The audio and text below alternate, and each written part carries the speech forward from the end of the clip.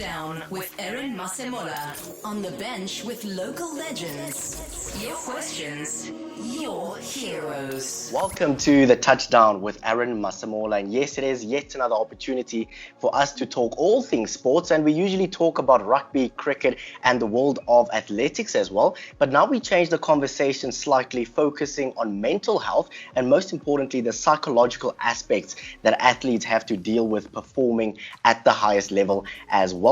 But joining me today is a sports psychologist. She's a lady who's represented her country and now almost helps athletes achieve the greatness that we see on and off the field as well. Her name is Kirsten van Heerden. Kirsten, how are you doing? I'm doing well, thank you. And thank you so much for inviting me to speak on your show. Thank you so much for joining us. I think looking at the world of sports, there's so much that has happened, at least looking at the year of 2020, now 2021, and the world of psychology, or at least the mental performance of athletes, has almost come to the forefront. And that's something that's quite important for us to talk about as well. And looking at your career, now you're somebody that has represented South Africa as well at the highest level, but you now also help athletes deal with the pressure on and off the field. How important is it for athletes to be sharper, both mentally and physically as well? Yeah, it's a great question. And I mean, I love talking about this topic. I could talk for ages about it. And I think, I often say physical and mental preparation go hand in hand. It's not that one is more important than the other. But when you ask athletes and you say, sure, on match day or on race day, how important is the mental side? And often you'll hear it's 90% mental, it's in your head. And you say, great, so how much time do you spend practicing this mental side?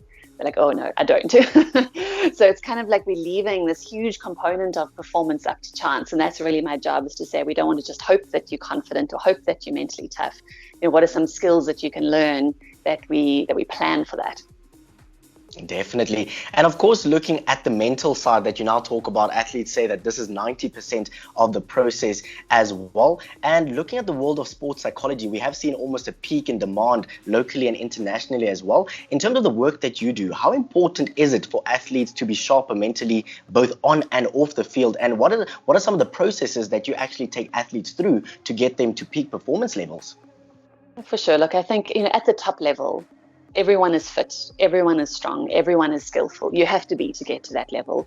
So more times than not, what separates out those athletes that are going to win or those teams that are going to win the night is the mental component, that ability to absorb pressure, to be composed and calm under pressure, to execute the skills that you've learned, the physical skills that you've learned when it really counts the most. So yeah, for me, obviously, as a sports psychologist, I think it's critical. But if you ask most athletes and teams, that's the differentiating factor very often.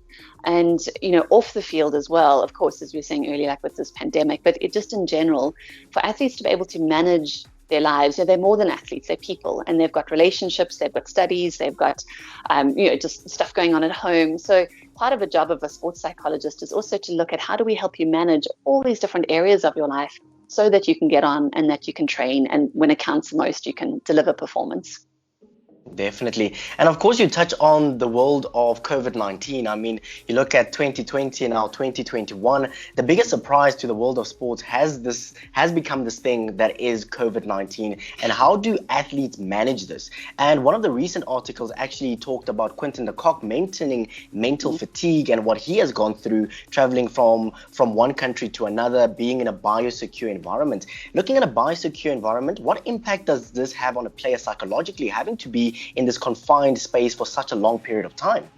Oh, absolutely. And just to go back to the first part of your question, it's been incredibly difficult for athletes, just as it has for all of us, but, especially the professional athletes, loss of income, loss of structure, loss of goals, loss of dreams, and like, for example, those athletes that last year, my heart always goes out to them, the ones that were maybe thinking of retiring after the Olympic Games, then it gets postponed. And then it's the idea, do I carry on? Don't I?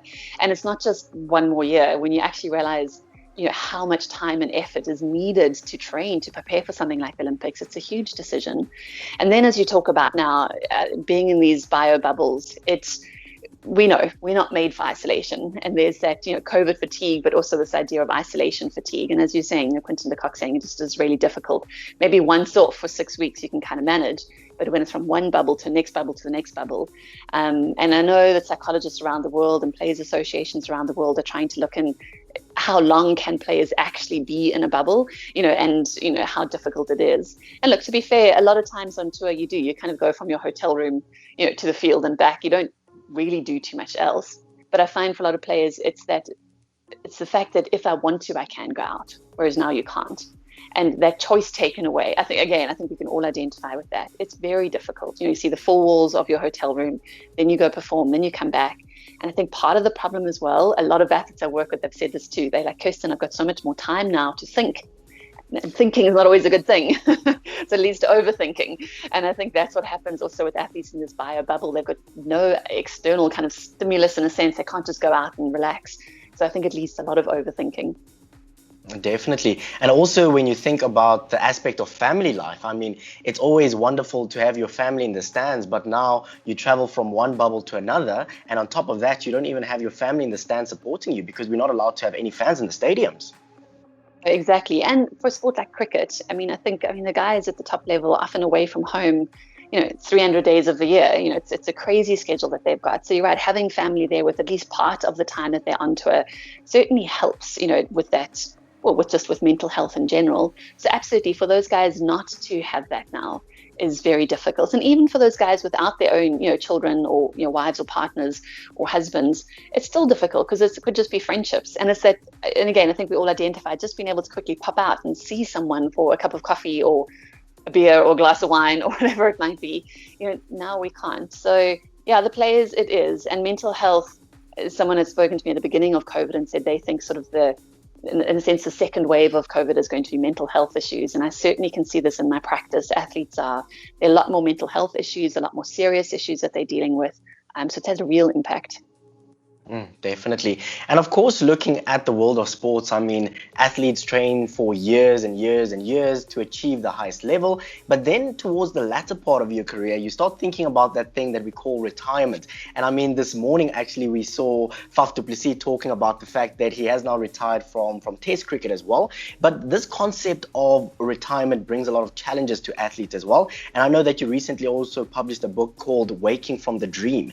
Can you maybe just take us through some of the challenges that comes with that thing that we call retirement, and then how do you deal with a world where you are not performing at the highest level, you don't have the spotlight on you anymore, and you now have to almost move into a different phase of your journey? Sure. And this is one of my favorite topics in sports, simply because at the professional level, the only guarantee is that you're going to stop one day. I always say you're not going to be a 70-year-old Olympian, like you are going to have to stop. And it always worries me when you speak to young athletes and you'll say, like, what is your dream? And they will always say, for example, I want to be a Protea player. I want to be Springbok rugby player. I want to be Olympian. I've yet to hear an athlete say, oh, and I really also want to be a psychologist or a radio broadcaster. Or it's always about sport. And you think some study has shown that probably the average age of retirement for a professional athlete is 27. It's like 27, like now you got the rest of your life to live. Like, what are you going to do? And, so often athletes, they just in the moment, I must train. This is all I must think about. If I think about anything else, it's going to affect my performance. And we know it doesn't, but they think that it does. So a lot of struggles, and part of my PhD was in this area of identity. One of the struggles they have is, who am I? If I'm not a cricket player, if I'm not a rugby player, if I'm not a swimmer, like, who am I? And other people know you as that. I often say I wasn't even a great swimmer, but, I used to swim and, I obviously competed for my country, but people go, oh, you're the swimmer. They wouldn't even know my name. And you're like, yeah, for sure, but I'm also Kirsten. Like, it's this whole thing of who am I? And it's, for me, it's fascinating. And how do we then figure out who we are apart from it? So that's one of the things that athletes really battle with. What's happened during COVID, which is a very similar things to when athletes retire, they battle with loss of structure. Their days are normally very set out for them. They know when they have to train. They know what they have to do. They know where they're heading, what goal they've got. And so they don't really have to think. When they wake up, it's routine. Whereas now you wake up outside of that, it's incredibly hard, this loss of structure. And it's also very often linked to goals. The athletes have no other dreams, as I said, no other goals. And it's easier to have some structure in place when okay, I need to do this and this and this so I can get somewhere. So those for me are often the top three. This loss of identity, the loss of structure, and then what new dream. And it's also so hard because what dream can live up to your childhood dream of being like an Olympian? These are the stuff of childhood dreams, and now you have to come up with something else. But my encouragement to athletes always is, so often when you speak to retired athletes, they're like, yeah, for sure, I miss that high. I mean, nothing can compare to standing on top of a podium, having your national anthem played, running out in front of 80,000 people, and you can't expect it to.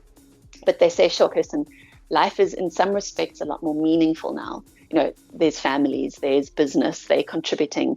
And someone I heard, which I loved, it's not my quote, someone else's, but they said athletes have to go from trying to be the best in the world to being the best for the world. And I love that. So how do we get athletes to go from this? And now how do I contribute? And they can find that incredibly meaningful. So it doesn't have to be this big, scary thing. It can be incredibly meaningful. It's just different. And how do you prepare for it? I think we have to prepare young athletes for it by asking them, what is your other dream? Great, you want to be a Protea, cricketer. What else? And we have to start encouraging. Parents, coaches have to start encouraging them. And they say, I must study because it's like a plan B. I can fall back on this. You're like, it's not a plan B. It's going to kick in. Like, it's not like if I don't make it as a Protea player, then I can go do this. Like, no, even if you make it, you're still going to have to do something afterwards. So really getting athletes to see that there is life after sport, and it can be wonderful. Definitely. You talk about life being wonderful post your retirement as well, but there are so many young athletes at this stage in time, and I mean they are looking to the greatness of a Siya Kolisi, somebody like a Faf du Plessis, and many other athletes that come from South Africa, and they ask themselves the big question as to what does it take for me to be the best in the world? What does it take for me to achieve the greatness of a Michael Phelps in terms of the Olympic Games? But from a psychological perspective, what would you advise these young people to do and also their parents to do? Because as you've mentioned, that the psychological aspect is the most important part of the game.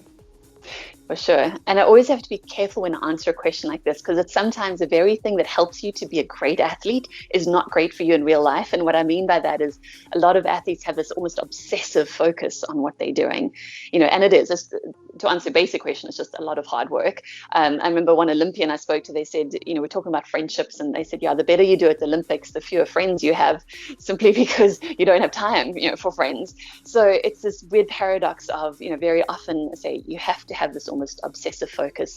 This work ethic is absolutely critical. But for me, it's always this, if you talk from a psychological perspective, and I know it sounds very philosophical, but you have to know that you're more than an athlete. For me, if I had to say to parents, you have to teach your young athletes they are more than an athlete. It's great that you're a tennis player, a rugby player, a cricketer, but you are more than that. And your self-worth does not depend on performance. And that's much more, it's easier said than done. But I find, again, so often a sense of worth and identity are wrapped up in our performance. So you feel good about yourself if you perform well, bad about yourself if you don't. And being able to teach young athletes like, no, this is great. Be disappointed for sure if you don't perform well. But, you're still loved, you're still respected. There's still more to you. So if I had to, that's the one thing I had to say. That's what I would encourage parents and coaches and athletes to do. Oh, absolutely fantastic. I love what you mentioned there, basically saying that you as an athlete are worth more than that gold medal at the Olympic Games as well. So thank you so much, Kirsten. I would like to thank you so much for your time. I really do appreciate it. And thank you for the amazing work that you are doing off the field with our athletes as we see them perform at the highest level as well. Thank you so much for your time, and we wish you all the best, and hopefully you will continue to produce these phenomenal athletes that we see on international stages. Oh, goodness. No, thank you so much. And again, thank you for the opportunity for me to talk about some of these things. They're so important, and I really appreciate it. Touchdown with Aaron Masemola. On the bench with local legends. OFM Sport. The personalities behind the plays.